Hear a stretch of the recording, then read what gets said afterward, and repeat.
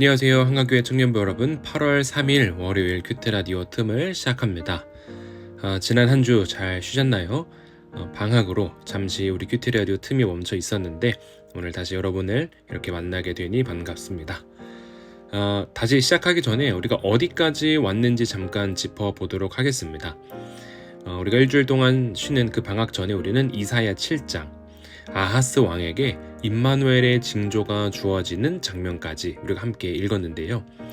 그 뒤로 이사야는 더 놀라운 소망을 노래합니다. 흑암에 앉은 백성에게 커다란 빛이 비치고 한 아기가 우리를 위해 나셨다는 예언, 그리고 이새의 줄기에서 한 싹이 돋아서 공의로 세상을 다스리실 메시아의 약속이 이어졌습니다. 그리고 감사의 노래를 지나서 이사야는 시선을 이제 유다 밖으로 넓혀서 바벨론을 비롯한 열방의 심판을 선포하기 시작했는데요. 하늘 높이 오르려던 그 교만한 세력이 어떻게 무너지는지를 보여줍니다. 오늘부터 한동안 우리는요, 바로 그 열방을 향한 하나님의 심판을 따라가게 됩니다. 아시리아, 블레셋, 모압, 이집트까지 낯선 나라들의 그 이름들이 많이 나오지만 그 안에 담긴 하나님의 마음을 함께 들여다보도록 하겠습니다. 오늘의 본문은 이사야 14장 24절부터 15장 9절까지이고요. 오늘의 제목은 정하신 계획과 통곡하는 이웃입니다. 자, 하나님은 열방의 행적을 공평의 저울에 올리십니다. 당대에 전성기를 구가하던 대제국 아시리아의 압제를 꺾으시고 유다 아하스 왕의 죽음을 틈타서 반전을 꾀하던 블레셋의 오만을 낮추십니다. 그리고 형제이자 원수였던 모압에게도 파멸의 밤이 찾아오게 됩니다.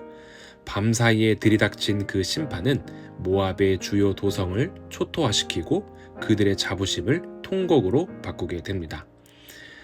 재앙을 피하려고 남쪽으로 도망치는 피난민의 그 행렬은 비참하기 이를 데 없는데요.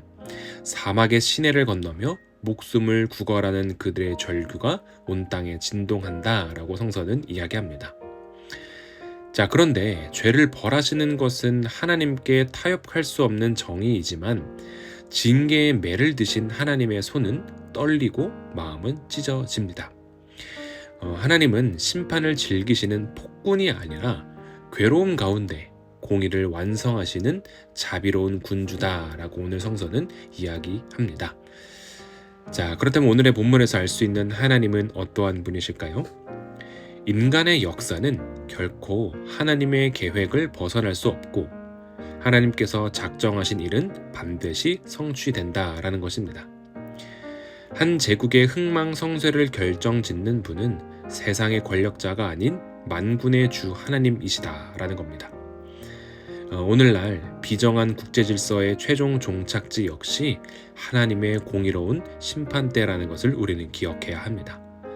이 땅의 공평과 정의를 이루시는 그 주님의 절대적인 통치 앞에서 겸손히 순종하는 하늘 백성으로 살아가는 우리가 되기를 소망합니다. 자, 우리에게 주시는 교훈은 무엇이 있을까요?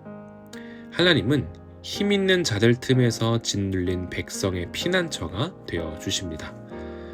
오늘 우리에게도 흔들리지 않는 시온의 피난처를 마련해 달라고 우리는 기도해야 합니다. 세상은 강한 편에 붙으라고 우리를 종용하지만 그곳은 결국에 하나님의 심판이 임할 자리라는 것도 기억해야 할 것입니다. 구원의 약속을 받은 사람은 끝끝내 공의를 이루실 하나님의 편에 서야 된다는 것 마음속으로 꼭 기억하시길 바랍니다. 오늘의 기도로 마치도록 하겠습니다. 주님, 한 주간의 방학을 지나서 다시 주님의 말씀 앞에 섭니다. 열방의 흥망을 저울에 올리시고 또 역사를 주관하시는 분이 바로 주님이심을 우리들의 마음에 다시 새겨봅니다. 세상은 강한 편에 붙으라 하지만 저는 끝내 공의를 이루실 주님 편에 서게 해 주십시오. 눈앞의 힘과 권세에 흔들리지 않고 흔들리지 않는 시온의 피난처가 되시는 주님을 붙들게 해 주십시오.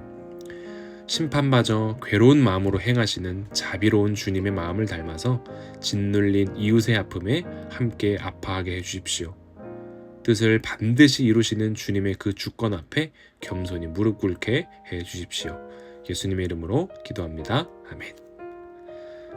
오늘 이 말씀이 여러분의 하루 어딘가에서 살아 움직이길 바랍니다. 내일 이 시간도 함께 하겠습니다. 한강교회 청년부 큐티 라디오 틈이었습니다. 오늘도 주님의 평안을 빕니다.